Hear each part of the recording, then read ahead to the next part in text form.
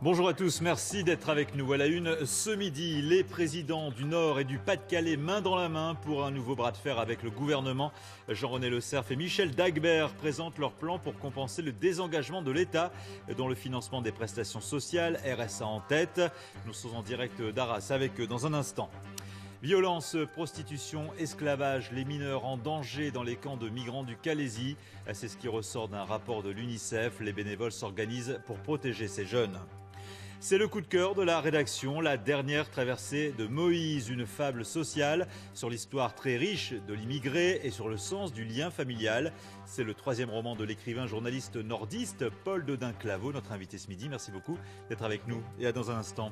Et la webcam météo du jour nous emmène ce midi à Dunkerque où vous le voyez, le ciel est nuageux.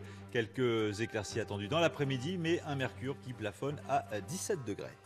La dernière traversée de Moïse, c'est donc le coup de cœur de la rédaction signée du romancier journaliste Paul Dodin-Claveau. Notre invité ce midi, bonjour.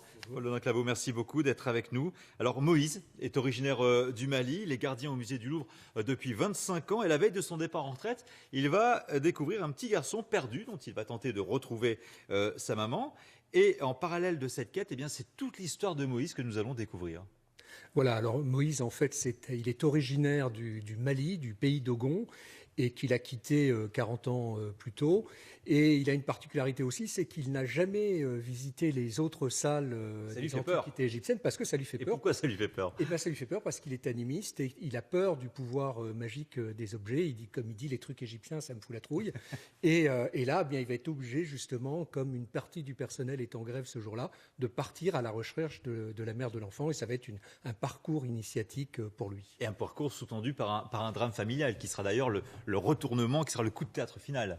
Voilà, on l'apprend assez vite dans le roman. Enfin, Moïse est ce qu'on appelle un osobé, c'est-à-dire qu'il a, en fait, c'était quelqu'un qui est un paria, un persona non grata, qui a dû quitter son pays dans des circonstances assez pénibles, et ça, on le découvrira tout au long du roman, et qui a perdu un peu son identité pendant 40 ans en arrivant ici en France. Alors, beaucoup d'humour également, hein, avec des personnages truculents, des touristes japonais, un chef qui s'appelle Monsieur Césram, Ramsès à l'envers, une gardienne de musée cégétiste pas piquée des verres, des situations cocasses. C'est important de mettre une dose d'humour dans ce drame-là.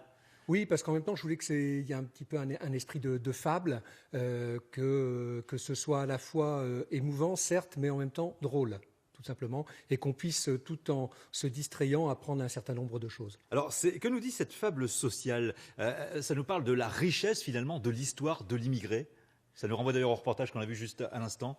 Alors l'idée, vous voyez, dans le reportage qu'on a vu tout à l'heure, il y avait justement un réfugié qui était interviewé, on ne voyait que ses mains, c'est-à-dire qu'il n'a pas d'identité, et très souvent on en vient à considérer l'immigré comme un problème. En fait, son identité, c'est un problème, et on ne regarde jamais qu'il y a derrière, et je pense que ce que j'ai voulu, c'est d'écrire justement cette histoire de Moïse. Alors, l'origine, c'était un scénario il y a une douzaine d'années, hein, c'est devenu un roman. Ça pourrait redevenir un scénario, on voit très très bien cette histoire portée à l'écran. Alors au départ, c'est un scénario de court-métrage, donc c'est très très court, hein, ça durait à peu près une quinzaine de minutes.